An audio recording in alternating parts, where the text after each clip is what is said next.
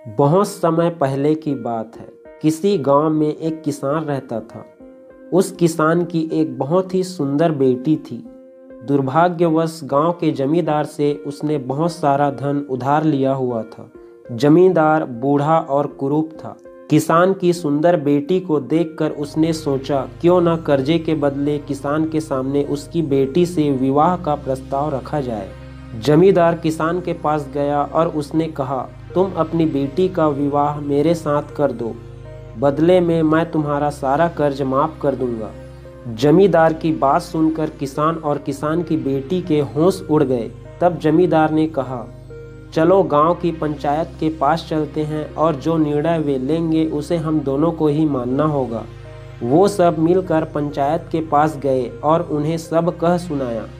उनकी बात सुनकर पंचायत ने थोड़ा सोच विचार किया और कहा, ये मामला बड़ा उलझा हुआ है, अतः हम इसका फैसला किस्मत पर छोड़ते हैं। जमींदार सामने पड़े सफ़ेद और काले पत्थर के ढेर से एक काला और एक सफ़ेद पत्थर उठाकर एक थैले में रख देगा। फिर लड़की बिना देखे उस थैले से एक पत्थर उठाएगी और उस आधार पर उसके पास 3 विकल्प होंगे।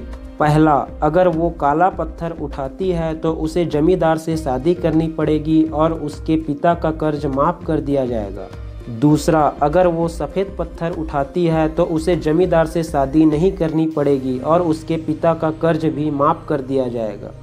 तीसरा, अगर लड़की पत्थर उठाने से मना करती है तो उसके पिता को जेल भेज दिया जाएगा। पंचायत के आदेशानुसार जमींदार झुका और उसने 2 पत्थर उठा लिए। जब वो पत्थर उठा रहा था तब तेज आंखों वाली किसान की बेटी ने देखा कि उस जमींदार ने दोनों काले पत्थर ही उठाए हैं और उन्हें थैले में डाल दिया है। लड़की इस स्थिति से घबराए बिना सोचने लगी कि वो क्या कर सकती है। उसे 3 रास्ते नजर आए। पहला, वह पत्थर उठाने से मना कर दे और अपने पिता को जेल जाने दे। दूसरा, सबको बता दे कि जमींदार दोनों काले पत्थर उठाकर सबको धोखा दे रहा है। तीसरा, वह चुप रहकर काला पत्थर उठा ले और अपने पिता को कर्ज से बचाने के लिए जमींदार से शादी करके अपना जीवन बलिदान कर दे। उसे लगा कि दूसरा तरीका सही है, पर तभी उसे एक और भी अच्छा उपाय सूझा। उसने थैले में अपना हाथ डाला और एक पत्थर अपने हाथ में ले लिया और बिना पत्थर की तरफ देखे उसके हाथ से फिसलने का नाटक किया।